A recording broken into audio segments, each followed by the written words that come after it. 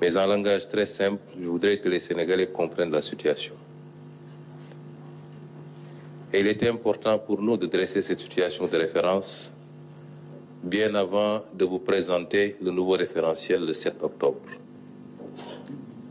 Vous ne pouvez pas faire des projections sur les 25 prochaines années si vous n'avez pas fait l'état des lieux et la situation dans laquelle vous trouvez le pays.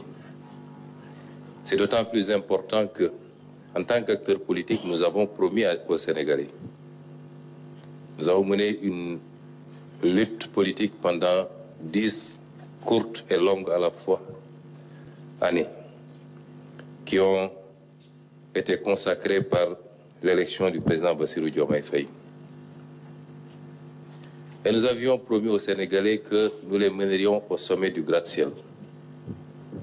Et je confirme ici que par la volonté de Dieu, nous le ferons. Mais en le faisant, même si nous soupçonnions et même si nous avions quelques éléments de preuve que la situation du pays n'était pas au beau fixe, nous étions loin de nous imaginer que les choses étaient si catastrophiques. Et donc ce que je voudrais dire, c'est que pensant être au premier étage, nous avions promis d'accélérer les choses pour amener le pays au sommet. Après l'inventaire et l'état des lieux, nous nous rendons compte que nous trouvons le pays au 4e sous-sol. Il nous faudra faire un effort de rattrapage qui exigera de notre part à tous beaucoup de sacrifices. Mais en langage beaucoup plus simple, c'est que le ministre vient de nous dire, c'est que les autorités que nous avons remplacées ont menti au pays et ont menti aux partenaires en falsifiant les chiffres publics, en donnant des données erronées, au moins sur les 3 aspects qu'il a soulevés, mais vous pouvez le considérer sur tout autre aspect, en l'occurrence ici, le déficit public, qui est au double de ce qui a été annoncé pendant tout ce temps.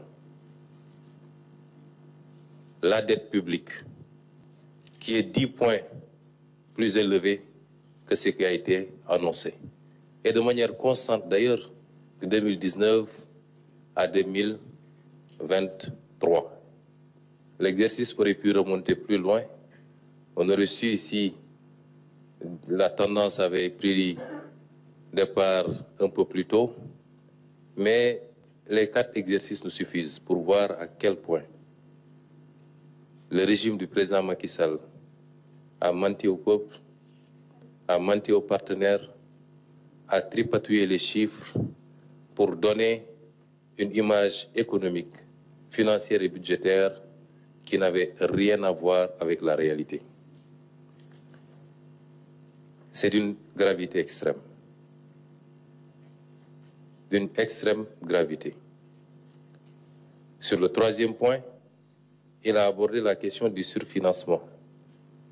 De manière très simple, ça veut dire simplement que les partenaires avaient accepté que le Sénégal puisse aller en termes de levée de fonds au-delà de ce qui était annuellement autorisé, en prévision du début des 4 premiers mois de l'exercice 2024, qui, dans tous les cas, étaient des exercices incertains au regard des élections qui se profilaient. 600 milliards qui n'auraient dû être dépensés qu'à partir du 1er janvier, mais que le régime sortant a dépensé avant notre arrivée au pouvoir, c'est-à-dire avant 2024, sur l'exercice 2023, ce qui est extrêmement grave. Il est important d'insister sur ce point, parce que la manipulation a voulu faire croire aux Sénégalais qu'il y avait un problème avec le surfinancement et que c'est notre régime qui a utilisé ces fonds, ce qui est totalement faux. Ça a été utilisé et de manière injustifiée pour plus de 300 et quelques milliards par l'ancien régime. Et au moment où on parle, nous ne trouvons nulle trace de l'utilisation de ces fonds.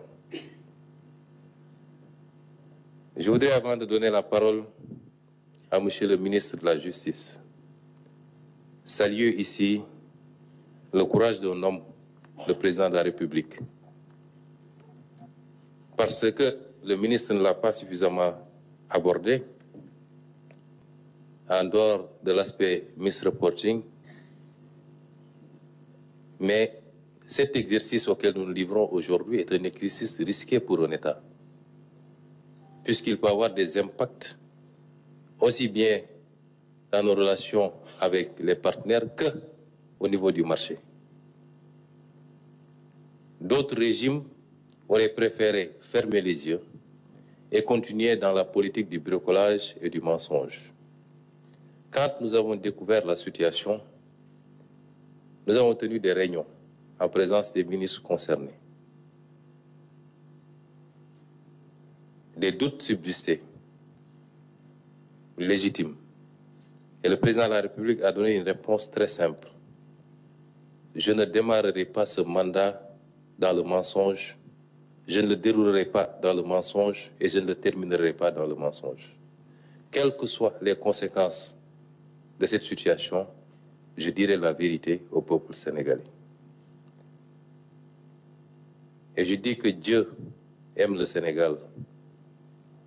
Parce que si on avait été inscrit dans la continuité, je puis vous assurer que ceux qui sont à l'origine de cette situation ne l'auraient jamais présenté tel que nous le ferons aujourd'hui. Et le peuple sénégalais aurait été rattrapé tôt ou tard par les conséquences catastrophiques. Nous avons vu énormément de pays se retrouver en situation quasiment de faillite parce que leurs élites ont préféré taire la vérité et continuer dans la manipulation. Je voudrais saluer le courage de cet homme également. Quand le Sénégal devait être programmé au FMI au mois de juillet, il a pris la décision de ne pas présenter le dossier du Sénégal et a dépêché le ministre des Finances pour aller le dire au FMI, aux États-Unis, et leur dire nous préférons ne pas avoir de décaissement plutôt que de le faire sur une base erronée et demain en subir les conséquences. Certains manipulateurs ont voulu dire aux Sénégalais que le FMI a reporté le rendez-vous parce qu'on aurait opéré des levées de fonds. C'est totalement faux. C'est à notre initiative, et seulement à notre initiative. C'est nous qui avons demandé au FMI. Et le FMI pourra démentir si ce n'est pas vrai. C'est nous qui avons envoyé, dépêché une délégation pour dire au FMI que nous préférons reporter ce rendez-vous, le temps de terminer le travail que nous étions en train de faire et de pouvoir nous présenter à lui dans des conditions qui reflètent la situation du pays. Ces précisions sont extrêmement importantes parce que nous sommes dans un pays de manipulation, de diffusion de fausses nouvelles à longueur de journée. Et sur ces questions, j'inviterai tous les Sénégalais à beaucoup plus de retenue, parce qu'il s'agit de l'image du pays et de sa crédibilité à l'extérieur. C'est des questions qui relèvent à la limite de sécurité nationale. Et tout Sénégalais qui se prononce, quelle que soit la liberté dont il dispose, doit le faire sur la base de chiffres, de faits et d'informations vérifiées. Je m'en limiterai à ça. Et ces données ou ces informations qui ont été produites ne seront jamais démenties par ceux qui en sont les auteurs. Des ministres ont été présentés ici comme étant les meilleurs ministres des Finances que la République n'ait jamais connus. Le ministre Moustapha Ba, le ministre Amadou Ba, d'abord en tant que ministre et en tant que Premier ministre, et même le président de la République Macky Sall. Et tout ce beau monde a menti aux Sénégalais, a menti au peuple, a menti aux partenaires pour pouvoir simplement bénéficier de fonds et qui, j'y reviendrai après, le plus souvent ont été détournés de leur objectif. C'est une situation d'une extrême gravité qui appelle à l'exercice de situation des responsabilités, mais également la nécessité d'en tirer toutes les conséquences. C'est pourquoi je vais donner la parole à M. le ministre de la Justice, qui donnera quelques éclairages sous l'angle juridique. Monsieur le ministre, vous avez la parole.